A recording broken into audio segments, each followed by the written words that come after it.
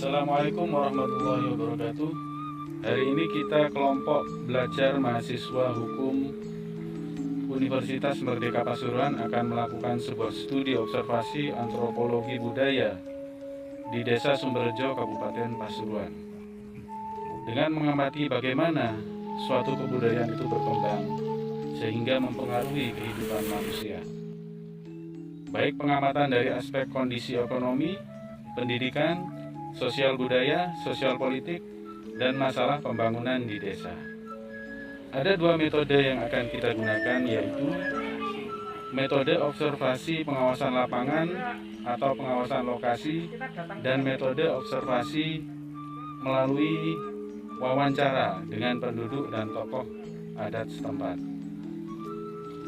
Pagi ini kita sudah siap dan sudah melakukan persiapan untuk segera melakukan pelaksanaannya agar segera dieksekusi. Saat kita masuk lokasi, kita tetap melaksanakan protokol karena ini kan masih PSBB.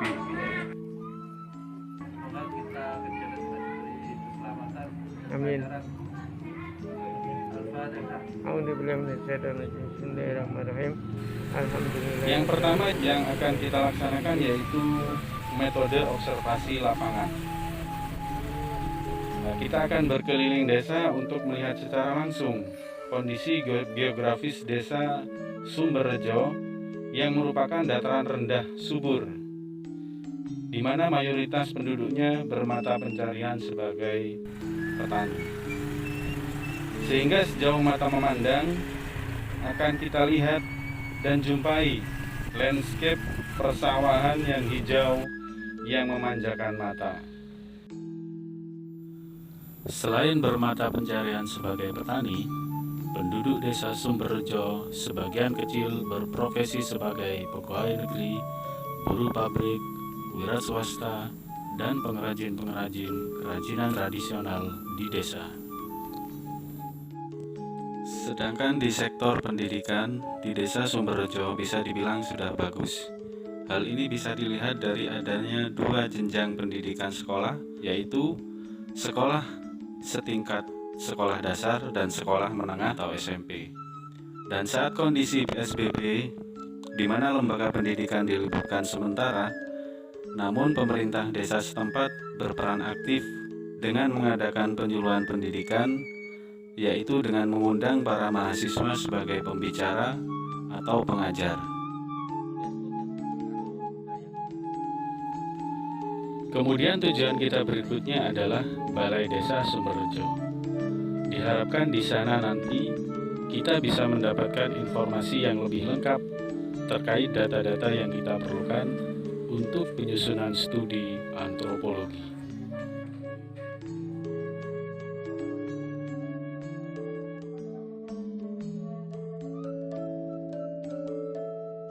Sesampainya di Balai Desa, kita disambut hangat dan ramah oleh Bapak Abdul Muiz selaku Sekretaris Desa Sumberjo. Dan dari beliaulah kita bisa memperoleh informasi-informasi baru seputar desa yang belum kita dapatkan saat kita melakukan observasi di lapangan. Meskipun secara garis besar informasi yang kita dapatkan baik dari studi lapangan dan studi wawancara, garis besarnya adalah sama terkait geografi, demografi, sumber daya, dan sosial budaya. Namun setidaknya ada tambahan data yang lebih detail yang kita dapat untuk menyusun laporan studi kali ini.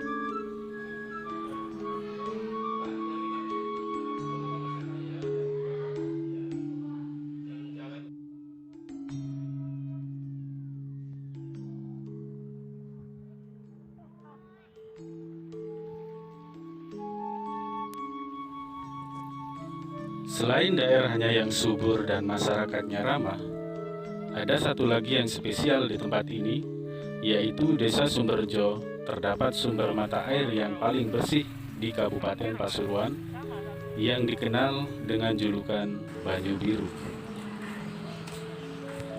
Banyu Biru selain sebagai sumber air, juga sekaligus dijadikan tempat wisata pemandian air bersih yang sangat terkenal baik dalam atau di luar daerah Pasuruan.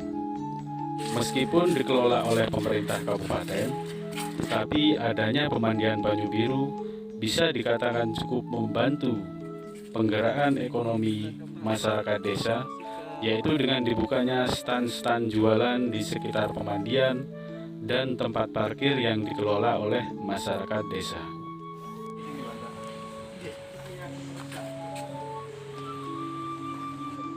Di dalam lokasi pemandian Banyu Biru, kita bertemu dengan Bapak Subandi.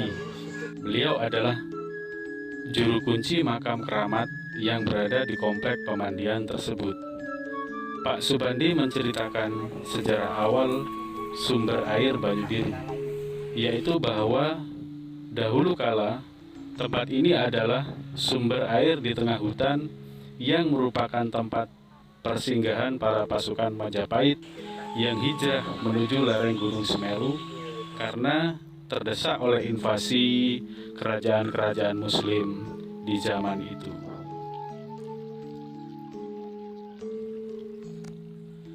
Tersebutlah nama Mbah Kebut dan Mbah Tombro, dua orang pasukan Majapahit yang ditugaskan tetap tinggal untuk merawat sumber mata air dengan dibekali alat pandai besi dan 2 ekor ikan, yaitu ikan yang sekarang banyak kita jumpai di sekitar sumber pemandian air Banyu Biru.